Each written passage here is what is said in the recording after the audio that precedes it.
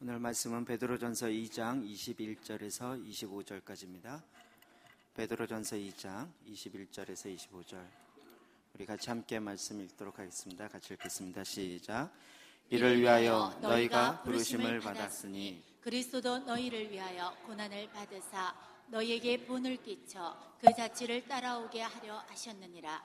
그는 죄를 범하지 아니하시고 그 입에 거짓도 없으시며 욕을 당하시되 맞대어 욕하지 아니하시고 고난을 당하시되 위협하지 아니하시고 오직 공의로 심판하시는 이에게 부탁하시며 친히 나무에 달려 그 몸으로 우리 죄를 담당하셨으니 이는 우리로 죄에 대하여 죽고 의에 대하여 살게 하려 하심이라. 그가 채찍에 맞음으로 너희는 나음을 얻었나니 너희가 전에는 양과 같이 길을 잃었더니 이제는 너희 영혼의 목자와 감독 되신 이에게 돌아왔느니라. 아멘. 아멘. 우리가 계속 기독교의 기본 진리에 대해서 살펴보고 있습니다. 오늘은 그 5번째 예수 그리스도의 십자가 그리고 그 의미를 같이 알려고 합니다.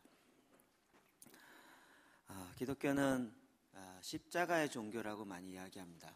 어떤 사람은 십자가가 아니라 부활의 종교이기 때문에 부활을 더 강조해야 된다. 사실 거기서 거긴 얘기인 것 같지만 어떠한 강조점을 갖느냐에 따라 약간의 좀 차이점이 있을 수 있습니다. 그러나 사복음서를 볼 때 예수님의 십자가 그 사건을 중심으로 기록되어 있는 비중이 제일 큽니다. 마태복음에도 약 5분의 2 정도가 이 십자가에 달리시는 그 예수님의 모습, 그 부분을 제일 많이 설명하고 있고, 마가복음도 5분의 3, 누가복음도 3분의 1, 요한복음은 특별히 고난의 복음, 표적의 복음, 그래서 2분의 1 정도가 예수님의 십자가 사건을 중심으로 설명하고 있습니다. 예수님의 탄생이나 예수님의 어떤 행하신 사역보다도 가장 많은 비중을 차지하는 것, 이것이 십자가인 것입니다. 예수라는 이름 자체가 헬라어로 예수와 자기의 백성을 그들의 죄에서 구원할 자라는 뜻을 갖고 있죠. 그 이름 자체가 그의 정체성을 설명해 주고 있는데, 자기의 백성을 그들의 죄에서 구원할 바로 그 사람이라는 뜻, 그것이 예수와라는 뜻이죠. 예수님 스스로도 이런 이야기를 많이 하셨습니다. 나는 인자가 온 것은 잃어버린 자를 찾아 구원하기 위해 오셨다라는 거죠. 예수 그리스도가 오신 것은 의인을 위해 온 것이 아니라 죄인들을 구원하기 위해서 오셨다.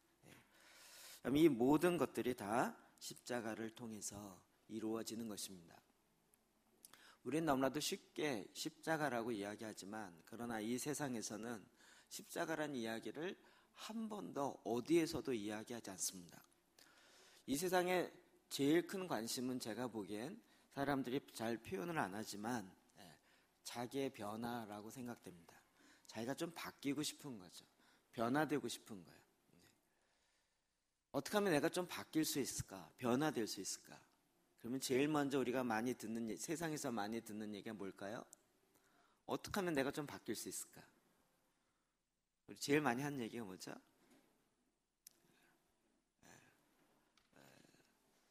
다양할 수 있는데, 제가 그쪽에 관심이 있어서 그런지 모르지만, 많이 들었던 건 뭐냐면, 배워야 된다는 거예요. 사람은 배우면 바뀐다는 거예요. 교육이 바꾼다는 거예요. 물론 교육이 주는 영역이 있고, 그것이 주는 역할이 있습니다. 그런데 배워야 바뀐다는 거예요. 교육이. 사람은 변화를 위해서 교육으로 많이 나아갑니다. 또 어떤 사람들은 이야기하기를 어떻게 하면 우리가 바뀔 수 있을까? 그러면 적어도 제일 낮은 삶은 뛰어넘을 수 있게 해야 되지 않을까? 그런 차원에서 복지 이야기를 하시는 분도 있습니다. 물론 복지가 필요합니다. 그러나 복지가 우리의 인간의 문제를 과연 온전히 해결할까? 그 문제를 완전히 해결해 줄 수 있을까? 이 측면은 아니라는 거죠. 어떤 사람은 또 상담을 통해서, 제가 이렇게 이야기하는 것이 늘 이렇게 이원론적으로 받아들이지 마십시오. 상담 필요 없다, 복지 필요 없다, 교육 필요 없다, 이런 식의 이야기가 아니라는 거 다시 한번 이렇게 말씀드립니다. 어떻게 하면 우리가 변화될 수 있을까? 내 자신이 바뀔 수 있을까? 가정이 바뀔 수 있을까? 심지어는 우리 사회가 바뀔 수 있을까? 어떤 영역들이 어떻게 하면 바뀔 수 있을까? 성경은 너무나도 그 부분에 확실하고 정확하게 이야기합니다. 예수 그리스도로 말미암아 바뀐다. 예수 그리스도의 십자가로 말미암아 변화되는 것이다. 이렇게 이야기하는 것입니다. 이게 쉬운 답이 아닙니다. 우리는 머리로 이렇게 쉽게 동의할 수 있을지 모르지만 그게 정말 답일까라는 부분에 있어서는 교회를 다니는 사람들도 퀘스천이 참 많습니다. 그리고 우리도 쉽게 그 답을 말하지 못합니다.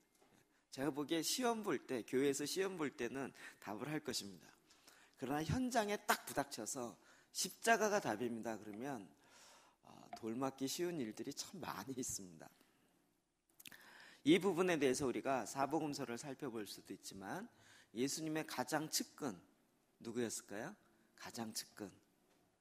예수님이 이 땅에 있을 때 가장 측근. 마태, 마가, 누가, 요한도 최측근이었지만 그 중에 가장 최측근이라고 얘기할 수 있는 베드로. 그는 정말 예수님을 계속적으로 쫓아다녔던 사람이요, 제자 중에 수제자요. 또 특별히 그가 굉장히 역설적인 것은 그 십자가 앞에서 예수님을 모른다고 3번이나 맹세하며 부인했던 그 사람. 그런 사람이 변화되어서 다시 그의 전생애를 예수 그리스도 앞에 온전히 따르는 삶을 살았고, 뿐만 아니라 그의 마지막에는 십자가를 지며 거꾸로 달려서 죽는 이런 일까지 감당했던 그 베드로는 이 십자가에 대해서 오늘 뭐라고 이야기하는가를 보려고 하는 것입니다. 여기에 본문에 보면 2가지 의미를 이야기하고 있습니다. 첫 번째는 21절 같이 볼까요? 시작. 이를 위하여 너희가 부르심을 받았으니 그리스도도 너희를 위하여 고난을 받으사 너희에게 본을 끼쳐 그 자취를 따라오게 하려 하셨느니라. 아멘. 우린 십자가 그러면 구원, 쉽게 이렇게 생각합니다. 십자가 구원. 요한복음은 하나님의 아들을 우리에게 주셔서 우리를 구원하셨다. 그를 믿는 자마다 멸망치 않고 생명을, 구원을 얻게 하려 하심이라. 영생을 얻게 하려. 근데 베드로는 그렇게 표현하지 않고 그리스도도 너희를 위하여 고난을 받으사. 이 고난이 뭘까요? 십자가의 고난이겠죠. 십자가의 그 고난을 받으사 구원하셨느니라, 이렇게 나와야 될 것 같은데 뭐라고 나와요? 너희에게 본을 끼쳐, 이렇게 돼요. 그 자취를 따라오게 하려 하심이라. 어떤 자취일까요? 본을 보인 그 자취를 따라오게 했다고요. 그럼 그 앞에 뭐가 붙을까요? 좀 말씀하기 힘드시죠? 고난을 받으셨던 그 본을 따라서 오게 하기 위해서 하셨다, 이렇게 이야기하는 거예요. 베드로의 표현은 좀 많이 다릅니다. 첫 번째로는 예수님의 죽으심의 목적을 사도 베드로는 이렇게 표현하는 것이, 십자가를 단지 어떤 감동적인 사건으로만 이야기하지 않아요. 베드로는 아예 그것을 싹 빼버리고 결론을 이야기하는데 그의 성격이 급한 것처럼, 오늘날 이렇게 십자가를 이야기할 때 보면 마침 우리 다음 주가 되어지면 고난주가 되어지고, 또 뭐 유대력으로 이야기해도 6월절과 무교절이 시작되어지면서 고난의 일들을 같이 경험하고 기억하는 날이죠. 우린 대부분 그 고난을 그냥 기억하고 기념하는 정도로 끝나요. 근데 오늘 말씀해 보면 고난을 받으사 그 목적이 있는데 너희에게 본을 끼치라는 거예요. 본을 보이다. 이것이 원어 그대로 보면 붓글씨나 글을 쓸 때, 처음에 여러분 글을 잘 모를 때 글을 알려주기 위해서 어떤 책을 보면 이렇게 점점점점점점 해서 그걸 따라하면 글이 되게 하는 거 있죠. 그걸 보고 본이라 그러거든. 본. 그 본이 되게 하셨다는 거예요. 그게 뭘까요? 우리도 그 위에 똑같이 쓰라고요. 그래서 그 똑같은 글자를 만들라고요. 예수님이 십자가에서 고난당했던 그 고난의 본을 우리에게 보이셔서 우리도 그렇게 그대로 따라가게 하게 하는 그 목적을 위해서 고난을 받으셨다, 이렇게 이야기하는 것입니다. 예수님은 십자가에서 자기의 억울한 죽음을 호소하거나 오히려 보복을 할 것에 대해서 내가 부활하고 난 다음에 니네들 다 죽었어, 이렇게 보복을 하거나, 우리 보통 사람들이 죽을 때 하는 그런 말들 있잖아요. 내가 너를 끝까지 쫓아가서 해코지하리라, 뭐 이런 식의 뭐 그런 이야기 거의 없이 그냥 본이 되어지면서 죽으신 거죠. 여러분, 십자가는 우리의 본능과 정반대로 갑니다. 우리의 본능과는 완전히 다른 쪽으로 갑니다. 우리를 구원하기 위한 맞습니다. 근데 구원해서 어떻게 가기를 원했는가? 그 결과가 본이 되게 하는 것이고, 우리도 그것을 따라가게 하기 위해서 그렇게 스스로 본인이 그 일을 감당하셨다고요. 24절에는 또 이렇게 이야기하고 있습니다. 시작. 친히 나무에 달려 그 몸으로 우리 죄를 담당하셨으니 이는 우리로 죄에 대하여 죽고 의에 대하여 살게 하려 하심이라. 그가 채찍에 맞음으로 너희는 나음을 얻었나니. 아멘. 하반절은 나중에 좀 보고, 이렇게 보면 친히 나무에 달려, 나무에 달렸다는 얘기 뭐 설명 안 해도 아시겠죠. 십자가에 됐죠. 뭐 그냥 이렇게 막 누구죠? 압살롬처럼 말 타고 가다가 머리가 길어서 나무 가지에 딱 걸려갖고 매달려 죽었다, 이런 얘기 아니라는 거 아시겠죠? 십자가에 달려서 그 몸으로 우리 죄를 담당하셨어요. 우리 여기까지는 너무나도 많이 듣고 많이 알았죠. 우리의 죄를 우리의 죄의 문제를 해결하기 위해서 예수님이 친히 나무에 달려 십자가에 달려서 그의 몸으로 우리의 죄를 담당하셨어요. 그래서 우리를 구원하셔서 천국 가게 했다, 이렇게 표현하지 않아요. 뭐라고 되어 있습니까? 죄에 대해서 죽고 의에 대해서 살게 하려 하심이라, 이렇게 표현하고 있어요. 죄에 대해서는 죽어버리고 의에 대해서 살게 하려는 것이에요. 죄를 담당한다, 이것이 우리에겐 좀 이렇게 익숙하지 않은 표현이지만, 우리가 이제 구약을 쭉 봤던 사람들은 쉽게 이해하죠. 유대인들은 이게 굉장히 익숙한 개념이에요. 그들의 절기로도 지켰던 것이고요. 죄를 담당한다, 이게 어떤 거죠?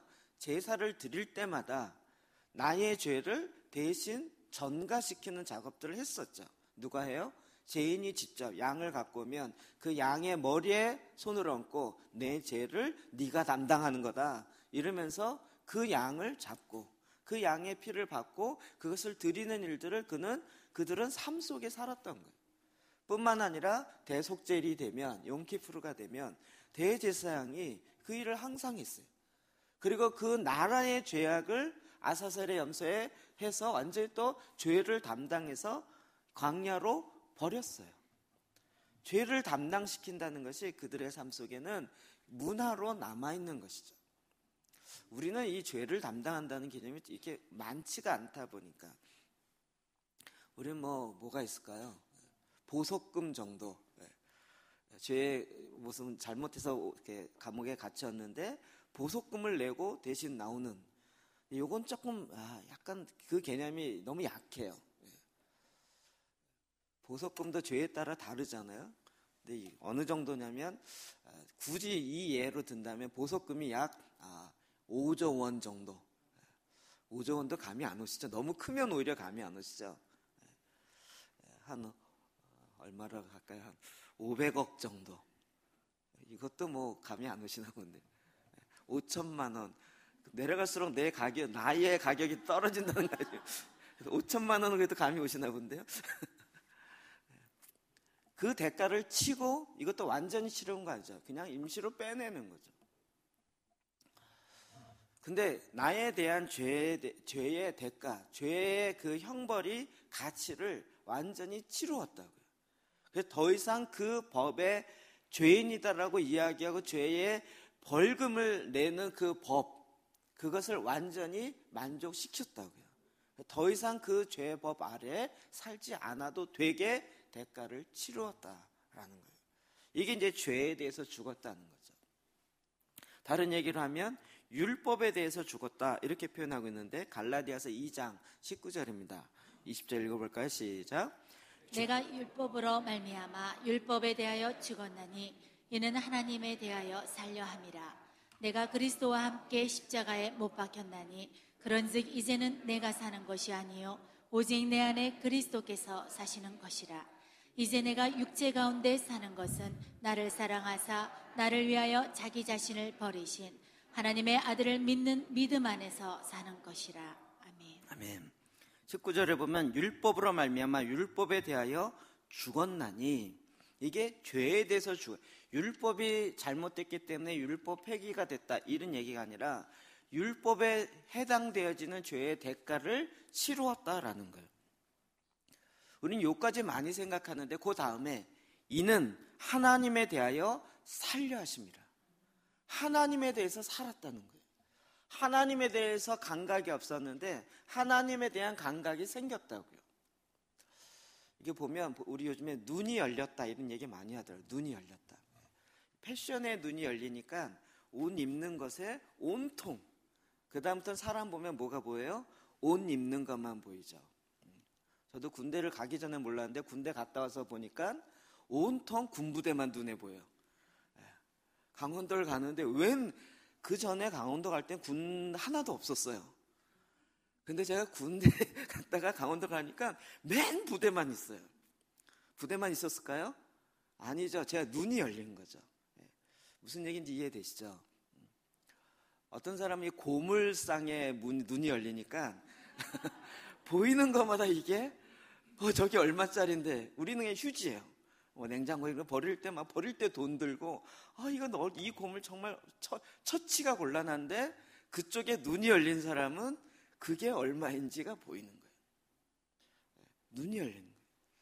우리가 죄에 대해서 완전히 눌려 있었고 거기에 대해서 완전히 잡혀 있었고 거기에 눈이 홀쩍 열려 있었어요. 음란에 대해서 눈이 활짝 열려 있었고 막 이렇게 불법한 것에 눈이 활짝 열려 있었고, 근데 여기에 대해서 죽어버렸고 하나님에 대해서 눈이 열렸다는 거예요. 전에는 전혀 보이지 않았어요. 근데 갑자기 하나님의 생명이 들어오니까 보여지기 시작하는데 하나님이 어떻게 일하시는지 보여지고 하나님이 어떠한 생각과 어떠한 뜻으로 어떻게 행하는지가 보여져요. 전에는 하나님이 무섭지 않았는데 이제는 눈이 열리니까 하나님이 무서워. 오히려 눈이 닫혔을 때는 하나님 어디 있어? 나와봐라 그래. 내 주먹이 더 셀 것 같아. 이러면서 이야기하는데 눈이 열려보니까 어디 그런 얘기를 함부로, 하나님 한 방이면 갈 수 있는데 하나님에 대한 두려움, 하나님에 대한 경외, 하나님의 일하심이 보이기 시작하는 거예요. 이렇게 하기 위해서 어떻게 해요? 율법에 대해서 죽었다고요. 베드로전서 2장 24절인 것처럼 죄에 대해서 죽고 의에 대해서 살게 하기 위해서 예수님이 친히 십자가에 몸이 나무에 달려 죽었다고요. 하나님에 대하여, 의에 대해서 눈이 뜨여지셨습니까? 십자가는 우리를 죄에 대해서 죽고 하나님에 대해서, 의에 대해서 눈을 뜨게 하고 의로 말미암아 살아가게 하기 위한 하나님의 방법이요 목적이요 수단이었던 것입니다. 그래서 갈라디아서 2장 20절 보면 내가 그리스도와 함께 십자가에 못 박혔나니, 성경은 자세히 보면 볼수록 무서운 게 너무 많아요. 전에는 십자가를 기념만 했을 때는 십자가 얼마나 아프실까, 얼마나 힘드실까, 야 예수님 십자가를 그렇게 고생했는데 니도 뭐하냐 이렇게 많이 이야기했잖아요. 근데 알면 알수록 뭐예요? 십자가에 함께 못 박혔다는 거예요. 그러니까 십자가를 기념하는 건 나는 안 했는데 예수님의 십자가의 기념으로, 죽으심으로 말미암아 내가 산 것을 좋아하는 정도인데, 말씀을 알면 알수록 어떻게 해요? 십자가에 같이 함께 못 박혔다고. 십자가에 함께 못 박히셨습니까? 아멘이 거의 없으시네요. 이제 그러므로 어떻게 해요? 그런즉 이제는 내가 사는 것이 아니요 오직 내 안에 그리스도께서 사시는 것이라. 이렇게 고백하는 거예요. 내가 사는 게 아니래요. 내 안에 그리스도가 산대요. 우리는 뭐라 그래요? 내가 사는 거라 그러죠. 예수로 말미암아 내가 살아났으니 내가 더 잘 사는 거다 이렇게 이야기하는데, 이제는 내가 사는 것이 아니요 내 안에 그리스도가 사는 것이다. 이 고백의 수준이 굉장히 다른 거죠.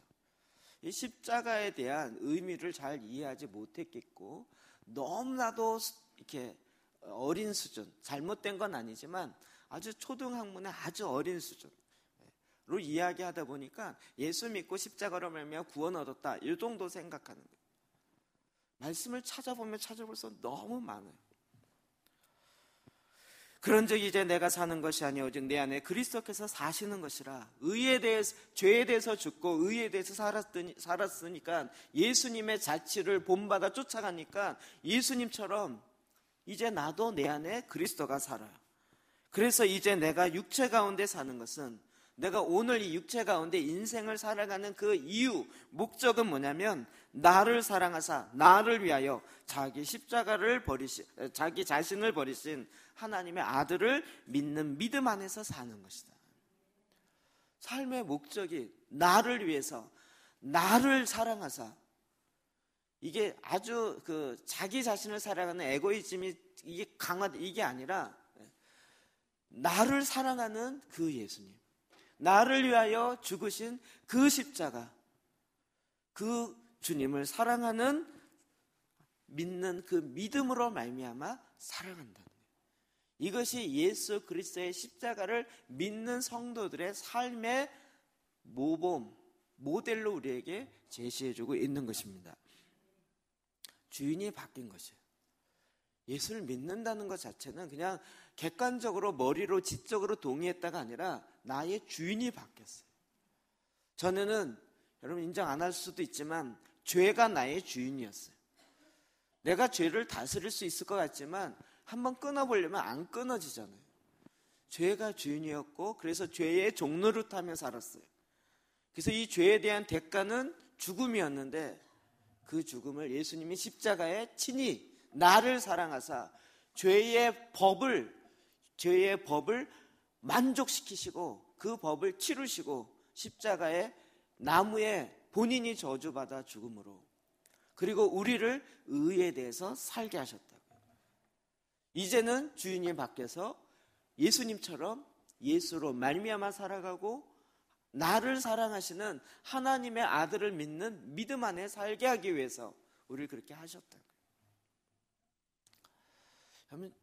저는 제가 부활절 되고 고난주간 되면 늘 이야기하지만 전 주로 교회에서 살아왔기 때문에 고난주간, 부활절 그 의미가 잘 와닿지지가 않았어요. 고난에 동참합시다. 금식하기도 하고 뭐 특별 새벽기도 하고. 제가 약간 이번에 고민을 좀 했었는데요.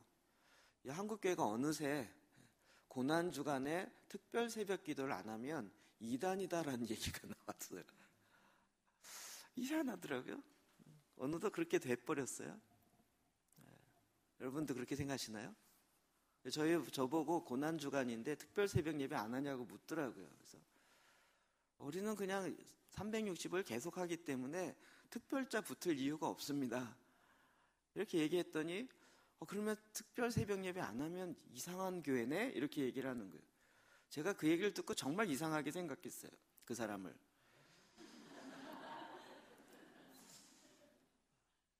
그러다가 제가 이번에 광고에 냈지만 고난주간에 우리 아예 금식을 합시다.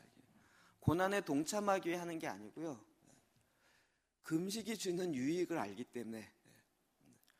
그래서 여러분 자원에서 원하시면 하루에 한 끼를 하시든 두 끼를 하시든 세 끼를 하든 단품 금식을 하시든 주스만 마시든지 야채만 먹든지 아니면 아예 곡류를 안 먹든지 고기를 안 먹든지 미디어 금식을 하시든지 다양한 방법으로 여러분 한번 해보십시오.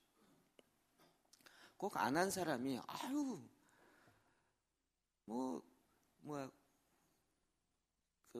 다니엘 금식처럼 야채만 먹으면 그건 나도 하겠다 뭐 이런 얘기 하는데 한번 해보세요. 야채만 일주일 한 20일 내 야채만 먹어보세요. 주스만 일주일 내 먹어보세요. 참 쉽지 않아요. 눈에 보기에 아니 저게 뭐 금식이야, 저럴 바엔 안 해, 그러면서 안 할 이유를 찾는데 무엇이든지 한번 그걸 내가 안 하겠다 하고 딱 끊어보세요. 이게 내 육이 원하는 그 욕망이 얼마나 강한지를 금방 느껴요. 내 일주일 동안 TV 한번 안 보겠다, 그래 끊어보세요. 물론 TV 없애시면 너무 쉽겠지만 내 스마트폰 안 하겠다라고 하면 딱 끊어보세요. 이 쉽지 않은 거예요. 그것을, 그 유익을 얻기 위해서 하나님이 또 우리에게 말씀하신 거기 때문에 이번엔 저희가 좀 그렇게 하려고 합니다. 그래서 어떻게 해요? 내 안에 예수 그리스도가 주인이라는 것을 내 몸이 알고 내 삶이 알고 뿐만 아니라 내 주위에 있는 사람까지도 예수가 나의 주인이다 라는 것을 알게 하는 것이 십자가, 예수님이 십자가에 못 박히신 이유이고 목적이라고요. 그래서 22절 23절 시작. 그는 죄를 범하지 아니하시고 그 입에 거짓도 없으시며 욕을 당하시되 맞대어 욕하지 아니하시고 고난을 당하시되 위협하지 아니하시고 오직 공의로 심판하시는 이에게 부탁하시며. 아멘. 아멘. 이 부분 꼭 이사야 53장에 있는 내용하고 너무 비슷하죠. 이사야 53장에 있는 내용과 5절이나 거의 비슷합니다. 베드로가 철저한 어렸을 때부터 유대인으로 모세오경을 다 외우고 했기 때문에 이런 말씀들은 다 구약의 근거에서 나왔겠죠. 자기가 스스로 만든 내용이 아니라. 그가 채찍에 맞음으로 그는 죄를 범하지 아니하시고 그의 입에 거짓이 없어요. 그가 십자가에 진 건 자기 잘못으로 진 게 아니라고요. 이게 마치 아까도 얘기했지만 이스라엘 백성들이 제사를 지낼 때 AD 70년까지 예루살렘 성전이 있었기 때문에 그 안에 제사는 어떤 모양이든 계속 드려졌죠. 그래서 그들은 늘 그걸 보고 자랐고, 그리고 절기가 되면 하나님 말씀 따라 그 절기 또 국가적으로 대속죄를 지키고 유월절과 뭐 다 절기를 지켰기 때문에 그때마다 제물을 드리죠. 제물 없는 제사는 제사가 될 수가 없어요. 그때마다 양을 잡든 비둘기 잡든 소를 잡든 또 하나님의 규례에 따라 다 잡는 거죠. 그때 보면 정말 아무 죄가 없는 양, 그 양을 데려다가 대신 잡는 거예요. 그 모습은 예수님의 모습과 너무나도 흡사한 거죠. 그리고 그 양을 잡을 때 이 목에 있는 쪽에다 칼로 푹 찔러서 피가 팍 튀기고요. 그 피가 튀기는 피 뿌림을 받고, 그리고 그 피를 받아서 그 피를 가지고 지성소까지 갖고 들어가요. 그리고 거기에 양이 힘없이 죽어가는 그 모습이 그동안 그들이 건 2500년 동안 모세 때, 아니 그 전부터 계속적으로 지켜왔던, 보호왔던 그것이 정확하게 예수 그리스도의 십자가라는 것을 알게 되는 거예요. 그래서 세례 요한은 뭐라 그랬습니까? 보라, 세상 죄를 지고 가는 어린 양이로다. 우리는 이런 그걸 우리나라 문화에는 없어서, 유대인들은 워낙 그렇게 해왔기 때문에 세상 죄를 지고 가는 아사셀의 염손이라 딱 느낌이 확 오는 거죠. 예수님이 그렇게 죄를 지셨다고요. 죄를 감당했다고요. 욕을 당하시되 맞대어 욕하지 아니하시고, 즉 하나님의 방법, 십자가의 방법으로 죄의 문제를 해결하셨다고요. 결코 사람의 방법이 아니에요. 전 이게 만약에 9시 뉴스에 된다면 얼마나 센세이션할까요? 어떤 사람이 잘못해서 살인을 했어요. 그래서 그 사람을 처형을 해야 되잖아요. 그런데 그 처형하기 바로 직전에 이 사람 죄를 위하여 십자가에 예수님이 돌아가셨으므로 이 사람의 죄가 사하여졌음을 이 뉴스 시간에 알려드립니다. 사람들이 오히려 더 부글부글 끓겠죠. 그때 예수님은 우리는 전혀 세상은 상상도 해볼 수 없는 이야기예요. 사람의 머리에서 도저히 나올 수 없는 그런 이야기예요. 하나님의 방법이에요. 그 법이 완성되어지면, 법을 어기면서 이룬 것이 아니라 법을 온전히 이루면서 하나님은 하나님의 사랑을 우리 가운데 다시 회복하신 거죠. 이것이 지금도 마찬가지입니다. 그래서 사도 바울은 고린도전서에 이렇게 기록했습니다. 18절 23절 봅시다. 시작. 십자가의 도가 멸망하는 자들에게는 미련한 것이요 구원을 받는 우리에게는 하나님의 능력이라. 우리는 십자가에 못 박힌 그리스도를 전하니 유대인에게는 거리끼는 것이요 이방인에게는 미련한 것이로되. 아멘. 십자가의 도, 이 십자가의 이 길이, 십자가의 이 말씀이 멸망하는 자들에게는 미련한 것이에요. 밑에도 보면 미련한다는 얘기 나오죠. 이방인에게는 미련한 것이로되. 멸망하는 자, 즉 이방인, 예수 그리스도를 믿지 않는 자들을 상징적으로 표현한다고 우리 볼 수 있어요. 예수 그리스도를 믿지 않는 자들에게는 십자가의 방법이 너무 미련해 보여요. 지금도 그렇지 않나요? 왜 저렇게 미련하게 사냐는 거예요. 더 지혜롭게, 더 인간의 좋은 생각으로, 더 합리적으로, 효율적으로 살 수 있는데 왜 저렇게 미련하게 하냐. 여러분, 이건 예수님 때나 지금이나 십자가 앞엔 여전한 거예요. 뿐만 아니라 유대인에게는 거리끼는 것이에요. 유대인은 계속 하나님을 믿어왔던 자들이에요. 오늘날로 얘기하면 계속 교회 다녔던 사람들이라고 그냥 이렇게 상징적으로 볼 수 있어요. 예수를 믿고 있고 교회를 다닌 사람들에게도 이 십자가는 거리끼는 것이에요. 왠지 좀 안 하고 싶은 것이고 그냥 1년에 한 번 잠깐 얘기했다가 얼마나 아프실까 이러고 빨리 넘어가고 싶은. 그런데 구원을 받은 우리에게는 하나님의 능력이니라. 우리에게는 하나님의 능력인 거예요. 이 십자가의 도가, 십자가의 길이, 십자가의 방법이 하나님의 능력인 거예요. 골로새서 2장 14절 15절 또 이렇게 얘기합니다. 시작. 우리를 거스르고 불리하게 하는 법조문으로 쓴 증서를 지우시고 제하여 버리사 십자가에 못 박으시고 통치자들과 권세들을 무력화하여 드러내어 구경거리로 삼으시고 십자가로 그들을 이기셨느니라. 아멘. 저는 십자가로 이기셨다는 얘기가 어렸을 때부터 이렇게 많이 들으면서 십자가로 이 사탄들을 그냥 총 쏘듯이 빵빵빵빵 해서 다 죽이는 이런 거라고 생각했었어요. 근데 말씀을 보면 볼수록 법조문에 쓴 증서를 지우시고 제하여 버리사 십자가에 못 박으시고 통치자들과 권세들을 무력화하여 드러내서 구경거리를 삼았다. 성경 흐름을 쫙 보면요, 사탄은 거짓의 영이에요. 거짓의 아비죠.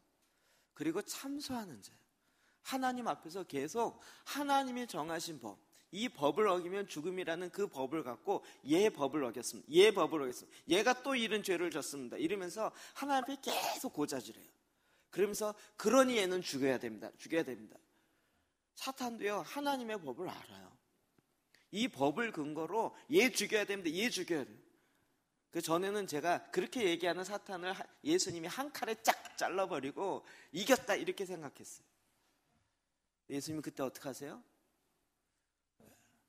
걔를 딱 잘라 죽이는 것이 아니라 그럴 때 맞다. 걔가 그런 죄를 범하였으므로 걔는 죽어야 된다. 그런데 그 순간 예수님이 손을 내미시고 옆구리를 내미시면서 내가 대신 죽었다. 내가 대신 죽었다. 걔를 대신해서 내가 대신 죽었다. 됐지? 더 이상 할 말이 없어, 사탄이. 죽여야 되는데요. 그 죽이는 그 대가를 예수님이 대신 죽은 거예요. 사탄을 딱 자른 게 아니라 본인이 그 죄에 대한 대가를, 그 피를 딱 보이면서 내가 대신 그를 위해서 죽었노라. 그의 대가는, 죄에 대한 대가는 치러졌다. 할 말이 없어요. 왜요? 합법적이니까. 법이 이루어졌으니까. 어떻게 말릴 수가 없는 거예요. 사탄이 그래서 할 말이 없어서 목이 잘라져서 도망가는 것이 아니라 통치자와 권세자들을 무력화했어요. 그들이 법을 근거로 해서 이 법에 따라 죽여야 됩니다. 죽여야 됩니다. 그런데 그 죽음을 예수님이 없앤 것이 아니라 자기가 대신 지심으로 그래서 그 옆에서 변호하시는 거예요. 그 번호를 얘가 그렇게 잘못할 수밖에 없는 막 말을 잘한 변호가 아니라 본인이 친히 내가 대신 그를 위해 죽었노라. 지금도 십자가의 그 피의 권능으로 보혈로 우리에게 덮으시고 우리의 죄악에 대한 하나님의 방법, 지금도 이 십자가의 방법을 계속적으로 행하신다. 그래서 십자가로 그들을 이기셨느니라. 여러분, 베드로가 여기에 대해서, 이 십자가에 대해서 어떻게 반응해야 되는지를 우리에게 두 가지 또 이야기해 주겠습니다. 24절 하반절 봅시다. 시작. 그가 채찍에 맞음으로 너희는 나음을 얻었나니 너희가 전에는 양과 같이 길을 잃었더니 이제는 너희 영혼의 목자와 감독 되신 이에게 돌아왔느니라. 아멘. 십자가의 두 측면이 있습니다. 하나는 채찍에 맞음으로 너희가 나음을 얻었다. 이사야 53장에 있는 것처럼 우리의 연약함을 그가 친히 감당하셨어요. 대신 감당하셨어요. 그래서 우리는 이제 더 이상 연약할 필요가 없다고요. 그럼 이런 축복을 누리게 되는 거죠. 그가 채찍에 맞음으로 우리가 나음을 입었어요. 내가 병들고 내가 아파야 되는데 주님이 그것을 대신 감당하심으로 나는 그 결과로 더 이상 그렇게 아프거나 그렇게 율법의 저주 아래 있을 필요가 없게 되었어요. 그래서 우리가 질병에서 낫기도 하고 가난에서 다시 회복되어지기도 하고 율법의 저주로부터 풀려서 이제는 하나님의 영이 있는 곳에 자유함으로 살아나기도 하고요. 이 말씀 우리가 치유 사역할 때 계속적으로 이야기하는 거죠. 여러분, 그것이 다 예수 그리스도의 권능으로 말미암은 것입니다. 이사야 53장 5절 6절 다시 읽어봅시다. 시작.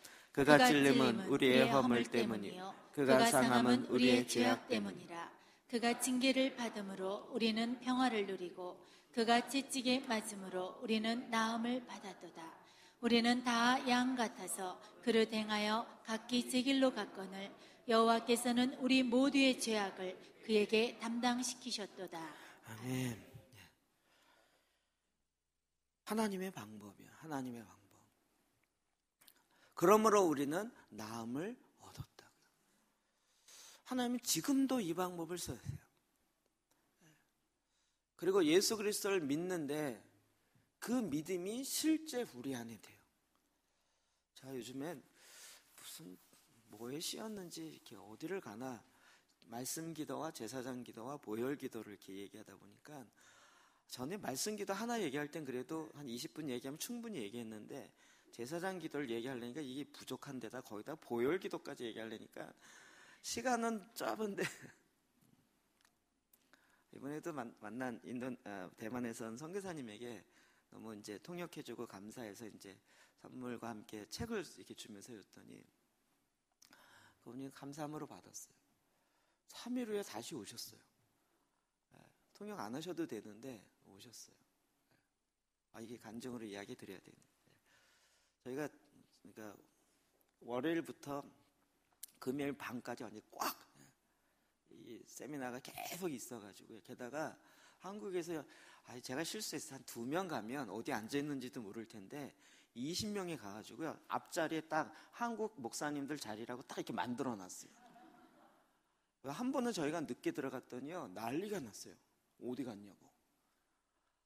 이 릴리 목사님이요. 맨날 우리만 보고 얘기하고 우리가 왔는지 안 왔는지 점검하고 은혜 받는지 안 받는지 점검하고 은혜 못 받으면 막 통역한테 야단치고 네가 통역 못해서 그런 거 아니냐고 하면서 그러니까 막 어딜 도망을 못 가겠어요. 그래서 막 아침부터 저녁까지 계속 근데 통역해주기로 하신 분이 일주일 다 해주기로 했는데 갑자기 일이 생겨서 못 한다는 거예요. 그래갖고 목금만 하겠다고. 그러니까 월화수가 통역이 안 된 거예요. 큰일 났죠. 그래갖고 막 기도하는데 저한테 이렇게 이런 상황이에요. 근데 딱 그 듣는 순간 제 마음속에 그냥 말씀과 믿음이 하나 딱 생기더라고요. 하나님이 더 좋은 분을 보내줄 줄 믿습니다. 그리고 보냈어요. 월요일날 아침에 대만에서 가장 통역 잘하시는 목사님이 부산에 와서 일주일 동안 통역하시고 주일날 본인 대만의 교회에서 설교하시고 월요일 아침 새벽 예배를 하는데 마침 그 앞에 그 선교사님 친구분이 와갖고 기도하다가 그 목사님 만난 거예요. 뭘 기도하시냐 했더니 사실 한국에서 이만해서 20명의 목사님들이 오는데 통역이 빵꾸 나서 오늘 세미나를 하는데 대안이 없습니다. 이 목사님이 대만에서 제일 통역자, 어느 정도냐면 이분이 통역하면 목사님이 한 150명 모이고 통역 이분이 아니면 안 모이는 그런 분인데, 그분이 그래요? 그러면 제가 할게요. 그래서 그분이 1박 2일을 해줬어요. 이걸 들은 그 옆에 있는 친구 목사님이, 그 친구분이 하나님이 정말 신실하시다고, 그리고 그 한국에 누군지 모르지만 더 좋은 분이 올 거라고 이렇게 선포한 그 목사님 굉장히 신령하다고. 그래서 나중에 저를 만나러 왔어요. 아멘. 그리고 이제 근데 그분에게 책을 선물했어요. 제사장기도와 보혈기도. 뭐 너무 감사했죠. 근데 그분이 마지막 날 왔어요. 어떻게 오셨어요? 바쁘신데 했더니 자기가 말씀기도와 보혈기도를 가지고 이틀 동안 해봤는데요, 너무 좋더라는 거예요. 어떻게 이렇게 좋은 게 있지? 그리고 기도하는 하나님이 가봐라 그래갖고 또 왔대요. 뭔 얘기하다 일로 갔지? 하나님이요, 하나님의 방법을 일하세요. 사람의 방법이 아닌 하나님의 방법을 일하세요. 그래서 그 말씀을 갖고 다시 보혈기도 이야기를 다시 좀 이렇게 나눴어요. 근데 막 이분이 너무 그걸 좋아하시는 거예요. 정말 시간이 없어갖고요, 말씀기도 얘기하고 제사장기도하고 보혈기도를 다다다다다 얘기하고 10분도 안 되고. 그런데 그 순간 그걸 듣고 본인이 실제로 해보시고 자기 안에서 일어나는 그, 요즘 이런 얘기를 막 여기저기서 많이 들어요. 하나님이 하나님의 방법으로 일하시는 놀라운 역사를 봐요. 우리가 뭐가 아니고요, 하나님께서 행하셔서 병든 자가 고쳐지고 하나님의 능력이 드러나요. 그냥 예수의 십자가의 사건을 믿는 이게 아니고요, 그가 그걸 믿음으로 말미암아 채찍에 맞음으로 우리의 연약함을 친히 감당하심으로 나는 나음을 얻어요. 믿으시나요? 예수님 십자가에 돌아가셔서 내 죄를 구원하셨다. 여기서 끝나지 않고요, 그러므로 말미암아 우리는 나음을 얻고 자유함을 얻고 기쁨을 누려요. 제가 몇 번 예를 들었죠. 이건 부모가 되면 금방 알아요. 자녀가 잘못했어요. 잘못했다고 하는데 너무 그래요. 야, 걱정하지 마, 아빠가 대신 해줄게. 그래서 그 잘못한 것을 대신 보상해줘요. 보상해주는 부모의 심정은 뭘까요? 다 갚고 나면 뭐라 그래요? 괜찮아. 이제는 더 이상 네가 그것 때문에 눌려있지 않아도 돼. 너 괜찮아. 개구쟁이라도 좋으니까 다시 깨지 말고 이제 좀 신나게 놀아. 근데 얘가 신나게 안 놀고 그 어마어마한 돈을 어찌하실까? 이 불효막심한 죄인 어찌하오리까? 이래가면서 계속 죄인 이러면서 이러고 있어요. 조금 철들었더니 그 많은 돈을 갚아주신 거 너무 감사해요 이러면서 맨날 그거 하고 있어요. 한 번은 너무 부모로서 기쁘겠죠. 야, 네가 그걸 아니, 너무 고맙다. 그래. 그러면 부모의 마음은 그 다음 얘기 하고 싶죠. 뭐죠? 이제는 거기 눌릴 필요 없어. 이제는 네가 자유롭게 살아. 이제는 또 실수할 수 있어. 이제 그러나 더 자유롭게 살아. 거기에 연연하지 말고 너는 더 나은 삶으로 나아가. 이거 아니겠어요? 갚아준 이유가 부모가 예수님이 우리의 죄를 대신 감당하셨어요. 감당했더니 얼마나 아프실까, 얼마나 힘드실까. 거기에 연연하고 있는 것을 원하지 않으시겠죠. 한두 번은 그래요. 아유, 기특하네, 깨달았구나. 그런데 그 다음에 뭐예요? 이제 나음을 얻었다고요. 이제는 자유롭게 되었다고요. 이제는 죄의 노예로 살아가는 것이 아니라 의에 대해서 알게 되었고, 이제는 하나님이 기뻐하신 것이 무엇인지 알게 되어지고, 나를 만드신 창조의 목적이, 부르심의 사명이 무엇인지 알게 되었고, 하나님이 나를 향한 사랑이 얼마나 큰지를 알게 되어서 그 삶을 마음껏 살아간다. 이런 자가 되었다고요. 믿으시나요? 이제는 전혀 다른 자의 삶을 살아가게 됩니다. 근데 그래서 성공한 자의 삶을 살았다가 아니라 이제는 하나님의 뜻을 알아서 하나님의 방법으로 살아가는 자가 되었다고요. 누가복음 14장 27절 볼까요? 시작. 누구든지 자기 십자가를 지고 나를 따르지 않는 자도 능히 내 제자가 되지 못하리라. 아멘. 예수님이 십자가 지기 전부터 말씀하셨어요. 누구든지 자기 십자가를 지고 나를 따르지 않는 자도 능히 내 제자가 되지 못한다. 예수님께서 본이 되게 하셨다고요. 그 얘기는 우리도 하나님의 방법, 이 십자가의 삶을 살라고 하신다고요. 십자가 양측면이에요. 한쪽 측면은 우리의 그 율법의 저주로 말미암아 오는 질병과 가난과 갈등과 어려움 이런 것들 주님이 해결하심으로 우리를 풍요롭게 하시고 자유롭게 하시고 건강하게 하시고 정말 풍부하게 하시고 하나님 이런 것들을 회복해 주세요. 근데 거기에서 끝나는 것이 아니라 이제 우리도 그 본받아 십자가를 지는 삶을 살라고요. 이렇게 십자가를 지고 나를 따르지 아니하면 능히 내 제자가 되지 못한다고요. 십자가를 기념하고 십자가로 말미암은 구원을 즐거워할 뿐만 아니라 그 십자가를 지는 자의 삶을 살라고요.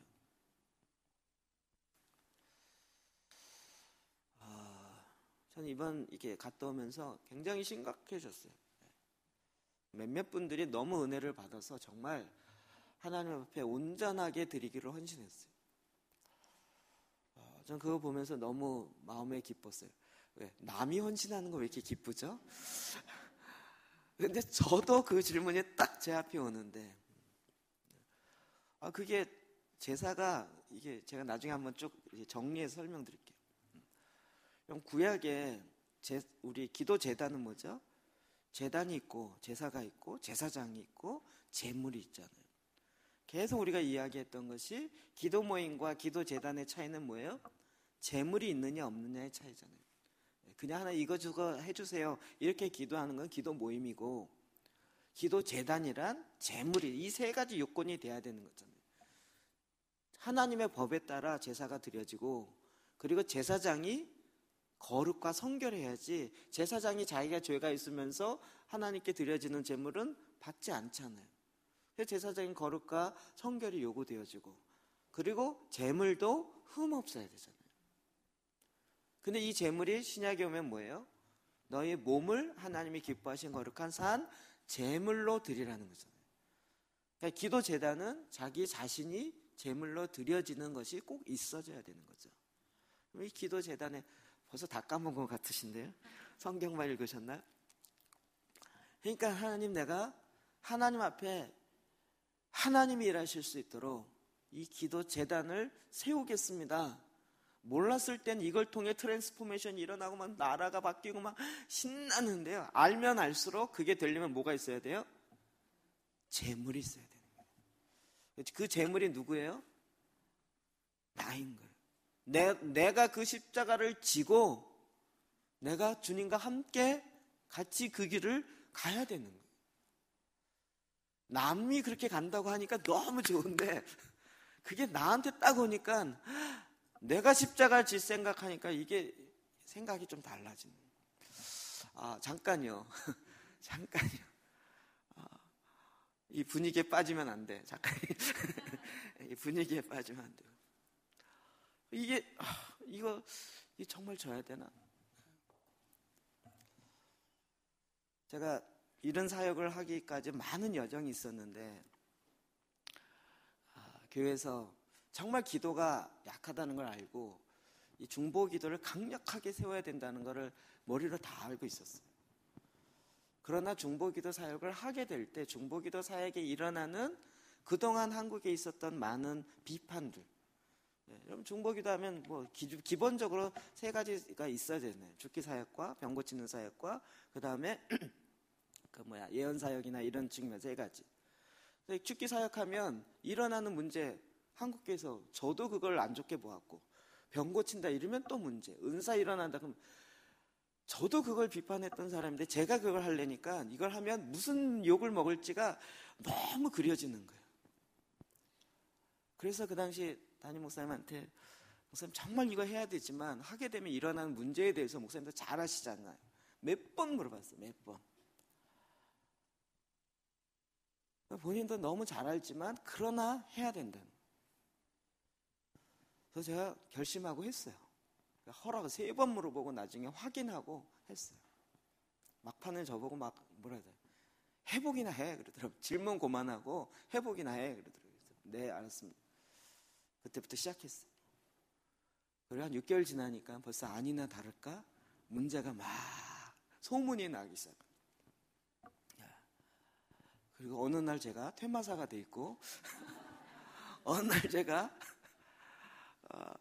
뭐라 하더라, 사람들의 마음을 투시하는 투시 은사가 있어서 사람을 보면 안 돼요. 그래서 몰랐었는데 집사님 반가워요 그런데 안녕하세요 그러면서 가까이 오는 게 아니라 뒤로 가시는 거예요. 이게 뭔 얘기지? 근데 저 그런 거 없어요. 이상한 소문이 돌기 시작한.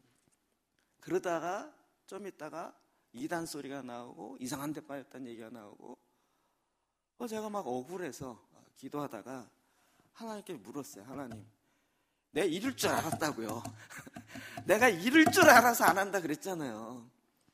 나도 이 한국교회 분위기 충분히 알고 거기서 자라왔고 거기서 완전히 잔뼈가 굳어왔는데 우리 교단 분위기가 어떤지 알고 이럴 줄 알아서 내가 얘기했잖아요. 그리고 이럴 줄 알아서 안전장치 다 했는데 이거 다 어디 갔고 내가 왜 이 소리를 들어야 되냐고 막 속에서 올라오는 거예요. 안 되겠다 싶어갖고 막 하나님께 기도하면서 단판을 벌려야겠다. 내 이럴 줄 이게 이런 길인 줄 알고 분명히 하나님께 얘기했잖아요. 그러면 확 딱 안전장치를 딱 막아주든지 뭔가 해줘야지. 지금 와서 이거 뭐 어쩌자는 거예요. 하나님께 막 대들었는데 아무 얘기 없다가 제가 하나님 좀 대답 좀 해봐요. 대답 좀. 속에서 딱 하나 말씀이 이렇게 딱 떠오르는데요. 나도 이 땅에 있을 때 이단 소리 들었다. 나도 귀신에 들렸다는 얘기도 들었다. 언제요? 그리고 말씀을 이렇게 보니까 바알세불 이런 얘기부터 예수님도 들어. 귀신을 내쫓으니까 바알세불이 무슨 얘기인지 아시죠? 게다가 이단 소리 듣고 나도 결국 그들에 의해서 십자가에 죽기까지 했다. 이건 또 말이 탁 막히더라고요. 나도 그 길을 갔는데 너는 못 가겠냐. 또 예수님이 이렇게 말씀하시니까 이게 또 할 말이 없더라고요. 꼬리를 내렸죠. 사도 바울이요 이렇게 이야기했습니다. 고린도전서 2장 2절 시작. 내가 너희 중에서 예수 그리스도와 그가 십자가에 못 박히신 것 외에는 아무것도 알지 아니하기로 작정하였습니다. 아멘. 십자가의 양면은 바로 이것입니다.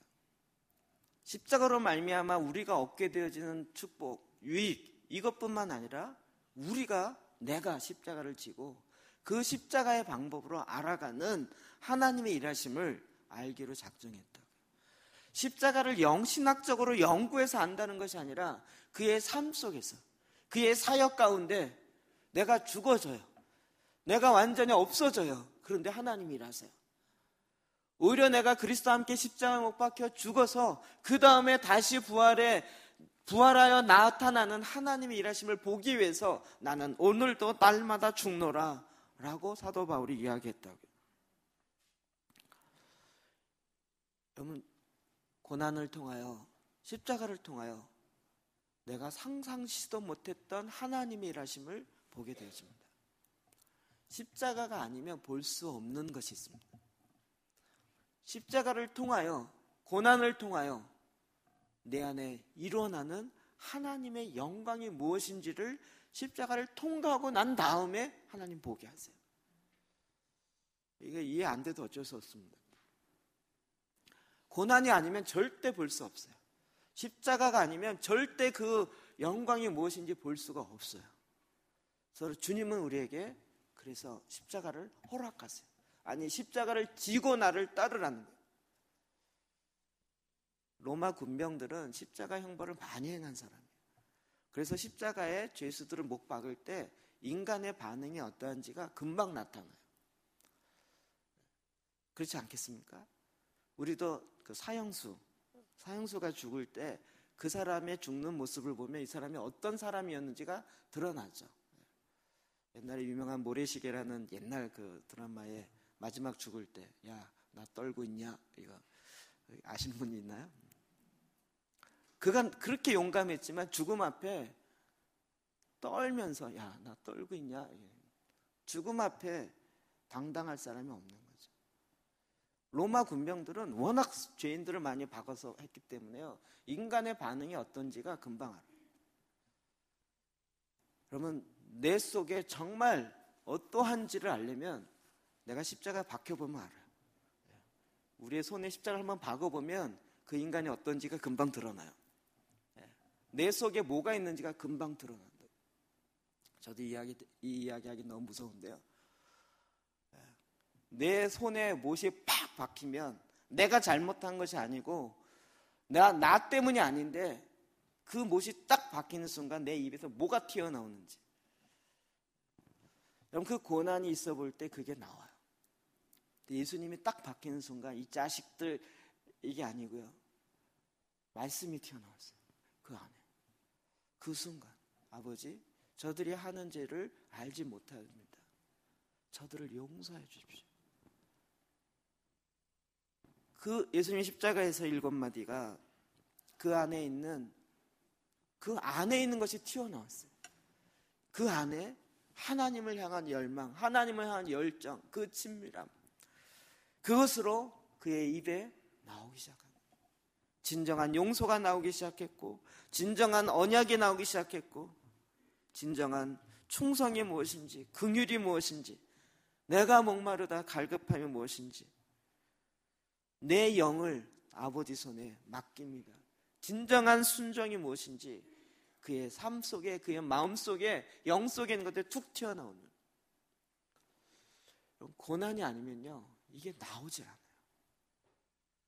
십자가가 아니면 이게 뭔지를 머리로 이해해서 이걸 하겠습니까? 십자가를 통하여 하나님이 우리의 것을 알게 해요. 그 다음에 예수님은 어떤 신부를 원하냐면 고상한 신부가 아니라, 예수님의 이 고난을 이야기할 때 예수님이 아신다, 이렇게 우리의 연약함을 다 경험하셨어요.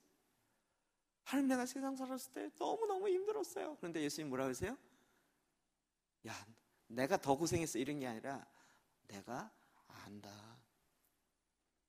나도 그런 고난을 겪었노라. 너는 나랑 드디어 대화가 되겠구나. 너 이단 소리 들었지? 나도 들었어. 그때 정말, 내가 너희를 위해서 왔는데 그들이 나를 이단이라 그러더라.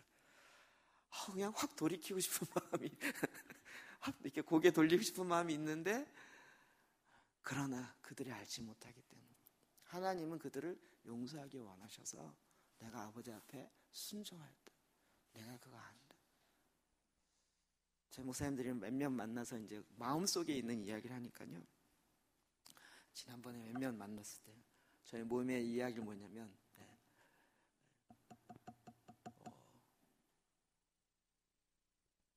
좀 표현이 그런데, 좋게 표현하면 고난을 통과하지 않은 사람은 이 모임에 들어올 수 없다, 이건데요. 정확하게 하면 교회에서 쫓겨난 경험이 있지 않으면 교회가 깨어지는, 공동체가 깨어지는 경험이 있지 않으면 이 모임에 들어올 수 없다 했어요. 그건 저부터 시작해서 제가 얘기를 툭 했어요. 얘기하는 순간 벌써 20년 전 얘기인데 제 마음이 막 울컥울컥하면서 눈물이 나오더라고요. 그래서 제가 이 정도 얘기하면 다들 고개 숙일 줄 알았어요.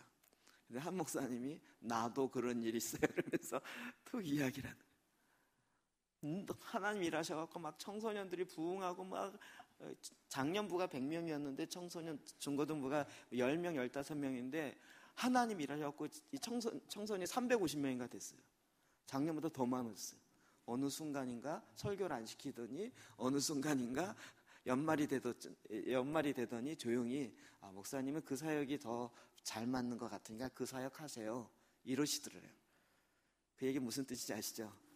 다 내년엔 우리 교회 사역하지 마시고 그 사역하세요 그러면서 그냥 조용히 내보내더래요.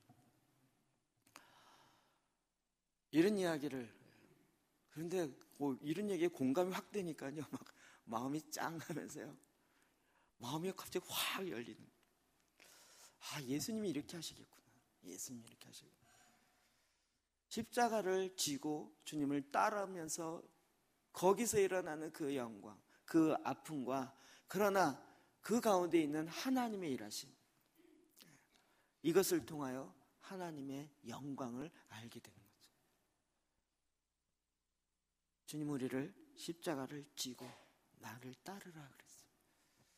십자가는 그냥 기념하고 그냥 기억하고 그냥 올려드리는 것이 아니라 예수 그리스도의 십자가는 나의 죄악을 해결하시는 하나님의 근본적인 대책일 뿐만 아니라 우리를 하여금 죄의 노예 가운데 있는, 죄의 그 율법의 저주 가운데 있는 그 모든 것들을 해결하실 뿐만 아니라 이제는 우리로 하여금 이 땅에 십자가를 지고 나아가게 하는 하나님의 방법.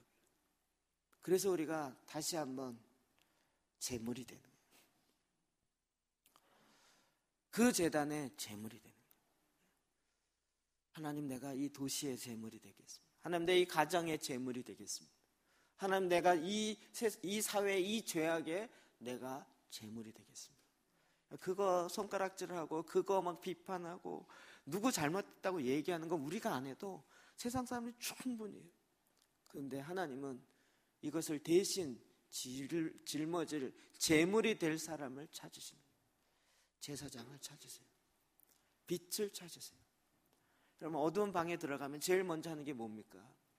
어두운 방에 딱 들어가면 왜 이렇게 어둡지? 그러면 스위치를 먼저 찾죠. 불을 어떻게 켜지? 하나님 이거였구나. 이 세상이 딱 어두운 거예요. 이 세상의 죄악에 관영한 걸 딱 보는 거예요.